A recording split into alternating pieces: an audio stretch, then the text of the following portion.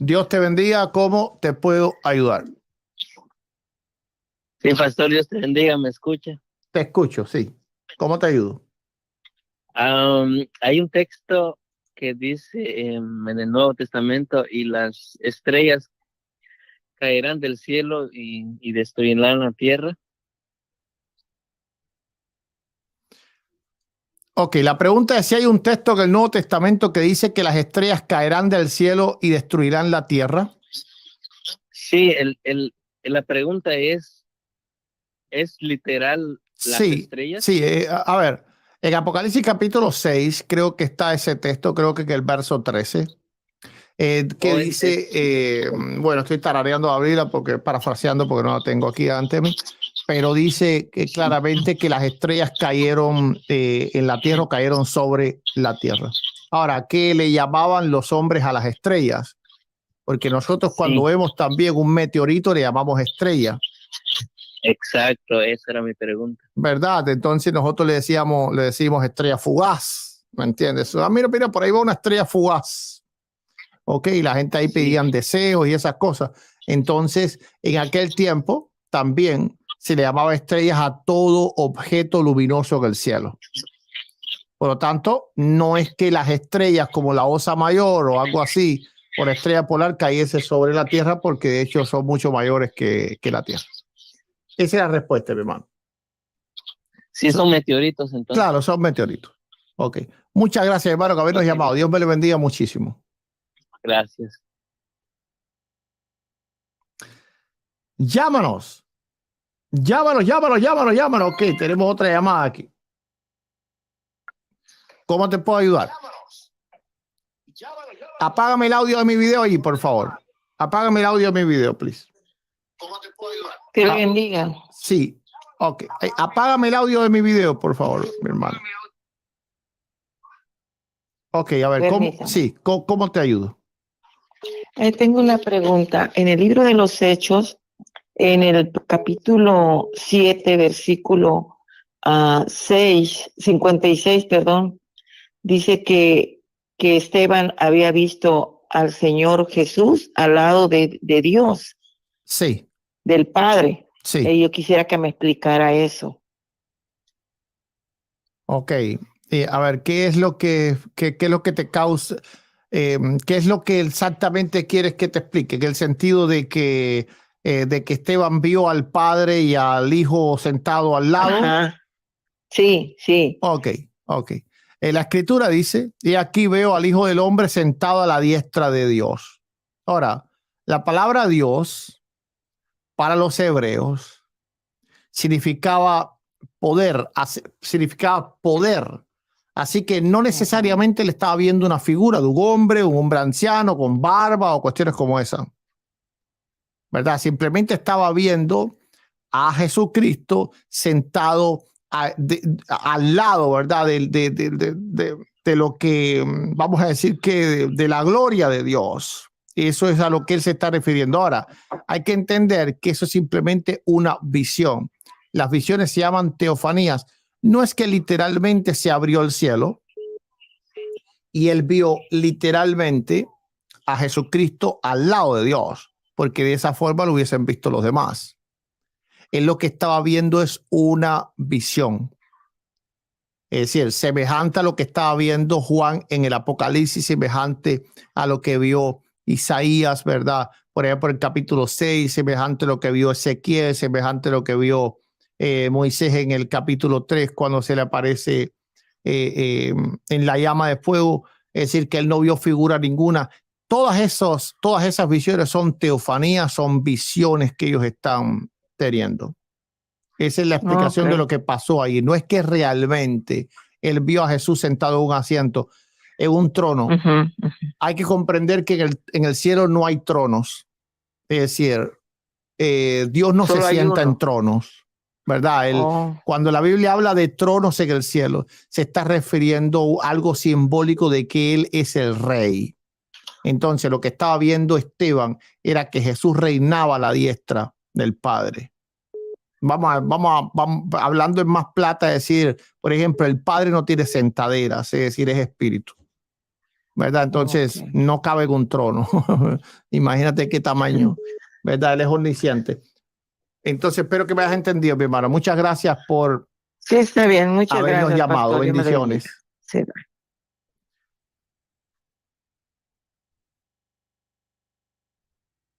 Dios te bendiga. ¿Cómo te ayudo? Aló, Bendiciones. ¿Cómo te puedo ayudar? muy buenas noches, hermano. Claro. ¿Cómo te ayudo? No es una pregunta, simplemente quiero su opinión referente yo he escuchado predicadores que la gente está en el infierno. Sí. Pero en realidad yo he leído en la Biblia que dice que los libros fueron abiertos y todo el que no fue hallado en el libro de la vida fue lanzado al lago de fuego donde estaba el diablo y sus ángeles. Claro. ¿Qué opinión tiene usted de eso? Yo, en lo particular, me voy porque todavía no hay nadie en el infierno, pero no sé usted. Contesten. Ok.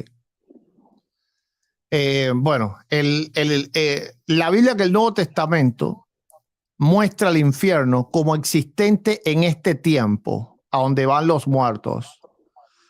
Por ejemplo, el propio rico, ¿verdad? Este Hades de tormento. La palabra infierno, por supuesto, es una palabra griega, es decir, es un simbolismo para un lugar de tormento. ¿Ok? Porque esto se le llamaba como tal al inframundo, ¿verdad? Ok, entonces. Pero el lago de fuego. Espera, un momentico, déjame explicarle. Okay. Déjame explicar. El lago de fuego es otro infierno. A ver, las palabras en la Biblia tienen un significado. Ahora, lo que ellas significan se mueve o se puede mover en el tiempo. Te pongo un ejemplo. El templo. Bien, el templo en el Antiguo Testamento era un edificio situado en Jerusalén. Ese era el templo, ¿verdad? El templo de Salomón, el que después reconstruyó Esdras y Nehemías y después el Herodes, y bueno, en el año 70 el emperador Tito lo destruyó. Pero en el Nuevo Testamento el templo es Cristo. Ok, entonces, cuando se menciona el templo en la Biblia, pues hay que ver de qué templo se está hablando. Pero igualmente, el templo es uno, igualmente, el templo es el otro. Sí. La palabra paraíso significa, porque la palabra templo significa el lugar de adoración, ¿verdad? Entonces, nosotros en este tiempo adoramos a Dios en Cristo. Y por eso Él es el templo, la iglesia es su cuerpo. Por lo tanto, nosotros adoramos a Dios en la iglesia, en el templo, en el lugar de adoración. Bien, entonces, el paraíso simplemente no era un lugar específico. El paraíso era el lugar de felicidad. El paraíso simplemente significa jardín. ¿Ok? Es decir, por ejemplo, como el Edén era un paraíso. Pero cuando el hombre cayó, pues fue echado del paraíso. Entonces, luego el paraíso se comenzó a ver como el lugar de los justos, donde va el rico, ¿verdad? ¿Ok? Es decir, donde Jesús le promete al ladrón de la cruz estar ahí. Pero el paraíso también, luego de la resurrección de Cristo, los cristianos lo comenzamos a ver en el cielo. Y cuando alguien dice, ¿verdad? Me voy al paraíso con Cristo, pues no se está refiriendo al lugar donde fue el ladrón de la cruz, que era el seno de Abraham, o donde fue al Lázaro, que era el seno de Abraham. Se está refiriendo ahora a dónde, al cielo, ¿verdad? Entonces, con el infierno ocurre exactamente lo mismo. En este tiempo que estamos viviendo, donde todavía los muertos no han resucitado, porque el lago de la muerte eterna es para luego de la resurrección de los muertos. En este momento, el infierno se encuentra en el Hades. ¿Ok? Por ejemplo, la Escritura dice que el Hades será echado en el lago de la muerte eterna. Por lo tanto, el Hades todavía existe en este momento. Sí, sí, Es decir, entiendo. no es algo que simplemente desapareció o está en desuso. No. Vamos a ver qué es lo que dice Apocalipsis 1:18. Dice, y el que vio y estuve muerto, más aquí que vio por los siglos, y tengo las llaves de la muerte y el Hades. Por lo tanto, el libro del Apocalipsis sitúa el Hades, es decir, el infierno, como un lugar existente en este momento y no es el lago de la muerte eterna. Nadie ha sido echado todavía en el lago de la muerte eterna. ¿Ok? Correcto, correcto. ¿Verdad? Apocalipsis 6:8, vemos que el jinete lo seguía. Está contestada mi pregunta. Muchas gracias. Perfecto. Ya, entonces vemos que, por ejemplo, Apocalipsis 20 dice que el Hades entregaron a los muertos que había en ellos. Dice Apocalipsis 20:13. Y el mar entregó los muertos que había en él, y la muerte y el Hades entregaron los muertos. Así que en este momento hay muertos en ese Hades, y ese Hades es un lugar de tormento. A eso se le llama el infierno. Ahora, el lago de la muerte eterna también es el infierno, porque es simplemente un lugar de tormento. Bueno, muchas gracias, hermano, por habernos llamado. Dios me lo bendiga mucho. Igualmente, vale. Bye. Bueno, llámanos. Habían varias llamadas perdidas. Dios te bendiga. ¿Cómo te puedo ayudar? Sí, a ver, una preguntita. ¿Dónde vives? Sí, llámame por teléfono regular, no por FaceTime. Porque esto... ¿Por qué me equivoqué, pastor? Ya, sí. ¿Por qué me equivoqué? Ok.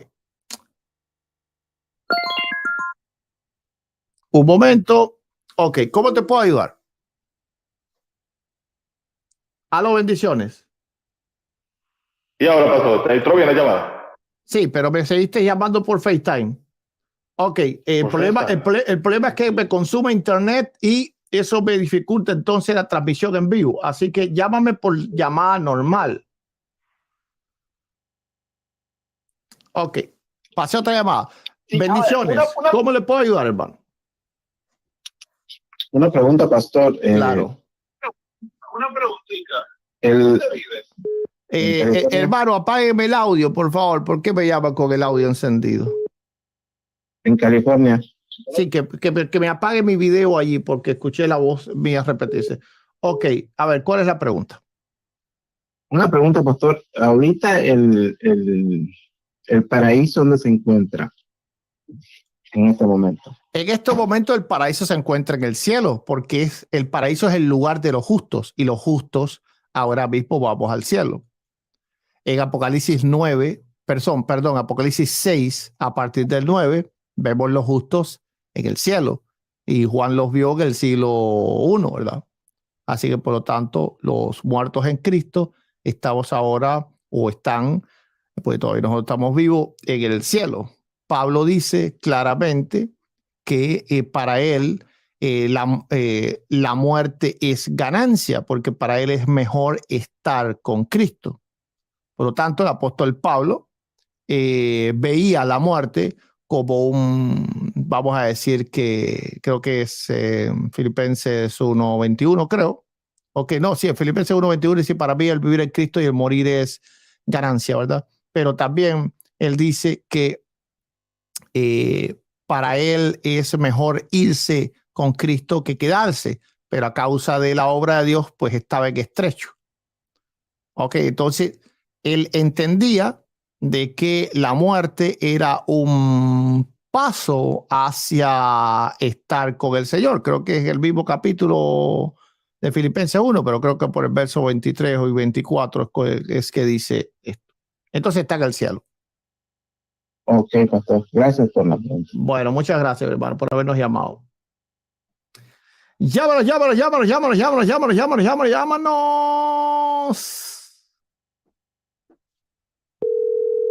Ok, regresando una llamada hacia atrás. Vamos a ver si responden. Aló, Dios le bendiga. Aló. ¿Nos llamó? Aló. Bendiciones, nos llamó. ¿Cómo le puedo ayudar? Bueno, colgaron. Ok, llamo a otro. Dios le bendiga, pastor. Bendiciones, ¿cómo le ayudo? Ahora sí. Sí. Quiero hacerle una pregunta. Mire, Claro.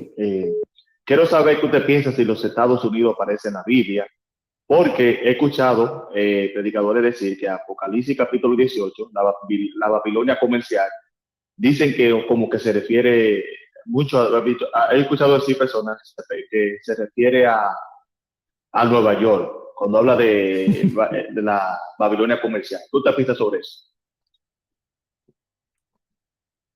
Bueno, es una gran, con respeto lo digo, una gran tontería de esos predicadores. Porque los Estados Unidos no tienen nada que ver en el escenario mundial. Primeramente, hay que entender que los Estados Unidos ha sido literalmente el país que ha esparcido el evangelio por el mundo entero. Si ha habido un país en esta época que ha servido a Dios en la evangelización, pues han sido los Estados Unidos. Ahora, referente a tener poder comercial, pues hay que comprender que los Estados Unidos no ha sido el único país en el mundo que ha tenido poder comercial. Simplemente esta ha sido la época, el siglo XIX, siglo XX, han sido la época del renacer de los Estados Unidos. Pero antes el gran imperio, por ejemplo, el británico, ¿ok? El imperio español. ¿Ok? Es decir, entonces esto es algo y esos imperios duraron mucho más que lo que ha durado los Estados Unidos. ¿Ok? Y inclusive tenían mucha más dominio que los Estados Unidos respecto a todo esto. Por otra parte, la Gran Babilonia reúne muchas características, no solo, ¿ok? el asunto comercial, porque tiene otras características que sería imposible a los Estados Unidos colocarla dentro de esas, dentro de la descripción que da el Apocalipsis. Todo eso es una tontería. Ni siquiera merece interpretar esas cosas. No, está bien. Muchas gracias, pastor. Bueno, Dios me le bendiga, mi hermano. Muchas gracias por habernos llamado. Bendiciones. Bye. Ok. Llámanos.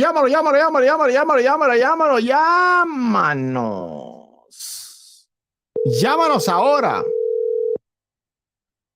Bendiciones, ¿cómo te ayudo?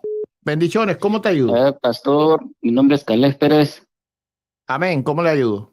Sí, nomás quería preguntar, me interesan sus libros, pero la mera verdad no tengo tarjeta de crédito para ordenar en Amazon. Quería que usted pudiera mandarme por correo. Me interesa. Hermano, lastimosamente no puedo tomar este tiempo para eso. Este es tiempo de llamadas telefónicas. Luego escríbame y entonces yo yo le escribí en un WhatsApp, sí, pero no ha contestado. Sí. Es que recibo muchos WhatsApp. No puedo en las llamadas telefónicas responder sobre estas cosas. Puede revisar en mi WhatsApp ahí los mensajes. Sí, voy a tratar, hermano, pero ni siquiera conozco su número, ¿verdad? Escríbame un mensaje de texto. Dios me le bendiga muchísimo. Gracias. Dios te bendiga. ¿Cómo te puedo ayudar? Amén. ¿Cómo te ayudo? ¿Aló? No te escucho. Hola. Sí. Ok. ¿Cómo te ayudo? Ahí está la pregunta. De Deuteronomio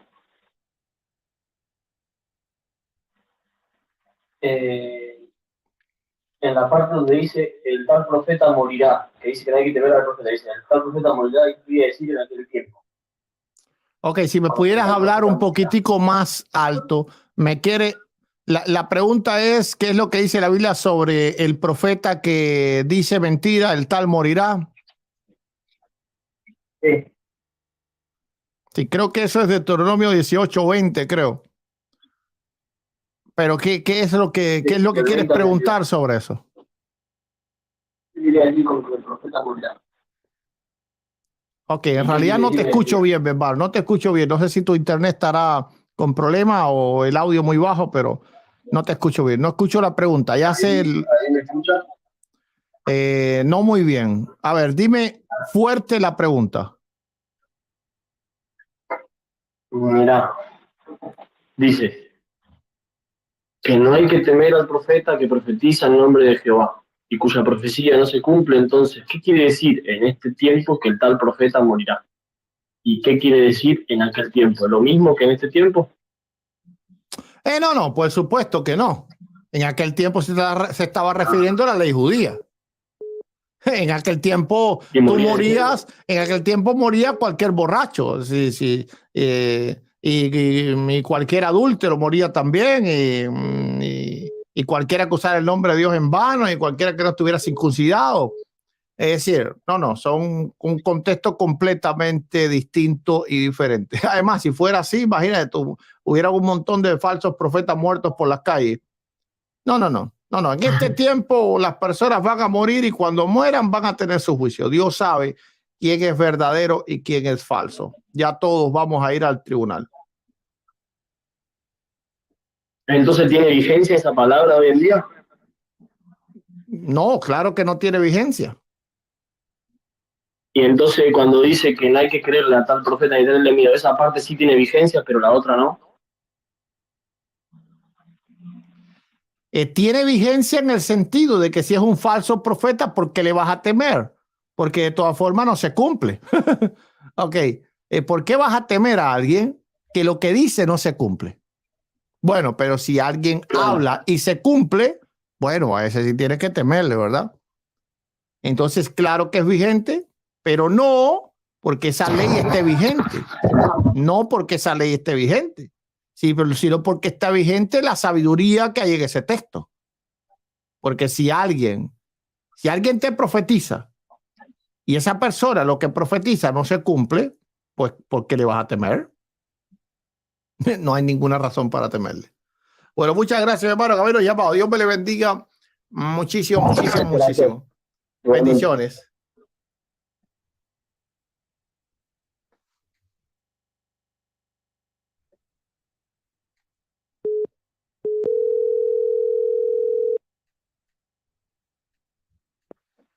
Dios te bendiga. ¿Cómo te ayudo? Pastor, Dios le bendiga, un gusto saludarlo. Igualmente, ¿cómo te puedo ayudar? Pastor, mira una consulta, acá mi esposa me hace una consulta y me dice si es correcto que nosotros como iglesia, la iglesia de los gentiles, cantemos alabanzas que están saliendo hoy en día como Yeshua, Rafa, Jireh, o sea, alabanzas que mencionan las palabras hebreas, si estamos de alguna forma judaizando. Claro. De ninguna manera. De ninguna manera. Tú puedes cantar, porque si no, es decir, a ver, el hebreo es un lenguaje igual que el español. Por lo tanto, si tú puedes alabar a Dios en español, tú puedes alabar a Dios en hebreo. Eso no sería para nada ningún tipo de judaización. ¿Ok? Es decir, si tú hablas inglés, pues tú lo alabas en inglés. Y si tú, por ejemplo, ahora mismo tal vez a mí me gustan 2 o 3 alabanzas que son en inglés. Bueno, ¿por qué yo lo alabo en inglés? Bueno, porque la alabanza está en inglés. Entonces, si esa alabanza tiene palabras en hebreo, no hay por qué nosotros no decir esas palabras. No hay ningún error en llamar a Jesús Yeshua. De hecho, ese es su nombre original. Lo único es que tú no estás obligado a llamarlo así, ¿verdad? Ok, porque los nombres son para identificar a alguien, simplemente. Y tú estás identificándolo a él. Tú sabes que estás hablando a él. Por lo tanto, cuando tú dices Jesús, es lo mismo, o Jesus es lo mismo en inglés, o Isa en árabe es lo mismo, ¿verdad? Que decir Yeshua. Pero no hay absolutamente ningún error en decir Yeshua. Inclusive nosotros tenemos palabras que son casi que hebreo y nosotros las decimos aleluya. Es decir, en hebreo se dice igual. Y nosotros decimos aleluya y ellos dicen aleluya también. ¿Ok? Entonces, se pronuncia casi igual en hebreo que en español. Entonces, no hay ningún problema en cantar canciones en hebreo. Ningún problema. Así que alabe a Dios en todas las lenguas. Ahí sí, en hebreo, Amén, amén, pastor. en arameo, en todas alabe al Señor. Bueno, muchas gracias, hermano, por habernos llamado. Dios me le bendiga. Bendiciones, ¿cómo te ayudo? Aló. Sí, le escucho. ¿Cómo le ayudo? Buenas noches, pastor. Dios le bendiga. Quiero hacer una pregunta. Claro, rapidito. Ok, ¿será correcto reprender a Satanás en todas las iglesias? ¿Será correcto eso? Es decir, la pregunta es, ¿cómo es correcto reprender a Satanás? No. No. La pregunta es, ¿será correcto reprender a Satanás en todas las iglesias? Y porque, bueno, ok, claro, debo entender un poquitico el porqué de la pregunta, ¿por qué no va a ser correcto? A ver, ¿qué significa reprender? ¿Qué significa reprender? Ajá. Ok.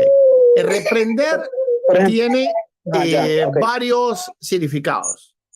Y uno de ellos, por supuesto, es disciplinar, que ese no es. ¿Verdad? Es simplemente el término reprender en cuanto a nosotros los cristianos es resistirlo.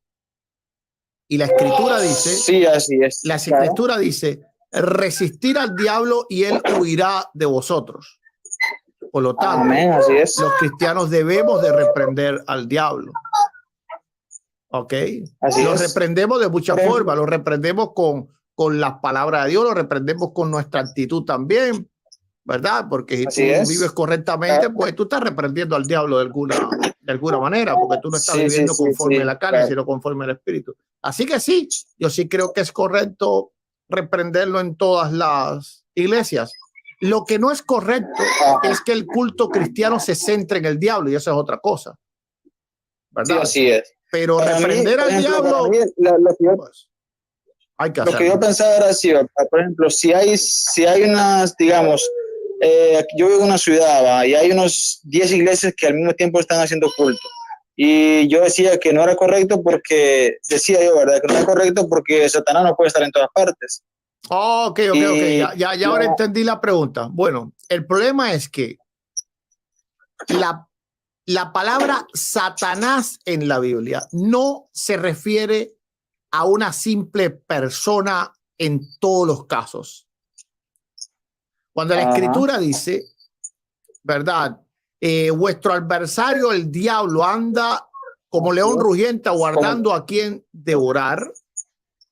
Hay que comprender que no se está refiriendo al ángel, vamos a decir, al príncipe de los demonios, a Lucifer. No, se está refiriendo a todo lo que él encierra, es decir, todos y cada uno de los demonios. ¿Qué significa Satanás? Ok. Es decir, la palabra Satanás, ¿qué significa? Amén. Ok. ¿Qué significa la palabra Satanás? La palabra Satanás significa adversario o acusador. Adversario. O acusador. Ajá. Ok, entonces, nosotros somos acusados de día y de noche. ¿Por quién? Por todas las fuerzas demoníacas. Así que no es que el diablo sea omnipresente. Es que los demonios están en todas partes, porque son miles de millares. ¿Cuántos demonios la Biblia dice que existen? Literales, miles de millares, ¿verdad? Entonces sí, por eso están en todas partes. Bueno, muchas gracias, hermano, por habernos llamado. Espero que haya comprendido. Gloria a Dios. Gracias. Bendiciones. Ok. Llámanos. 786-370-5555. Dios te bendiga. ¿Cómo te puedo ayudar? Hola, ¿me escuchas? Sí, ¿cómo te ayudo? Buenas noches, pastor. Dios le bendiga. Mire, me quedé pensando el otro día porque lo escuché Me gustaría explayarme, pero no tengo tiempo, así que quisiera hacer una pregunta a ver si usted me logra entender. Usted dijo que según usted, Adán y Eva tuvo más hijos, digamos, antes de Caín y Abel. A ver si... ¿Me escucha? Te escucho perfectamente. Ahora sí. Bueno, ¿qué pasa? Que si bien desde que pecó Adán y Eva, toda la tierra fue maldita, o sea, la maldición llegó, pero hay algo que como que no concuerda y que es la genética. ¿Qué pasa con los hijos de Adán y Eva antes de pecar? O sea, yo también pensé eso, yo también pensé lo mismo, porque dice multiplicaré los dolores de parto, bueno. O sea, pero no es la pregunta esa, que a ver si tuvieron más hijos, porque bueno, también Dios puede... Te respondo. Bien. Una cosita más, porque después no voy a poder... A ver, mira, pero por eso Jesús vino y rompió con eso, o sea, el Padre le dio la semilla, o sea, y ya se cortó la cadena esa de pecado. Pero entonces, yo entiendo que usted piensa que Adán y Eva pecaron y la maldición... Hermano, un momento, déjeme responder la primera, porque si no, entonces me pierdo y ya no sé lo que usted está diciendo. No, sí, es todo parte de la pregunta. No, si no voy a comprender, pues ya vas a pasar tal para otro punto. Ok. Primeramente, el primer punto que usted está dando es la transmisión del pecado. Hay dos teorías respecto a la transmisión del pecado, o varias. Una es por imputación y otra es también el pecado, lo que se llama el pecado ancestral. Ok.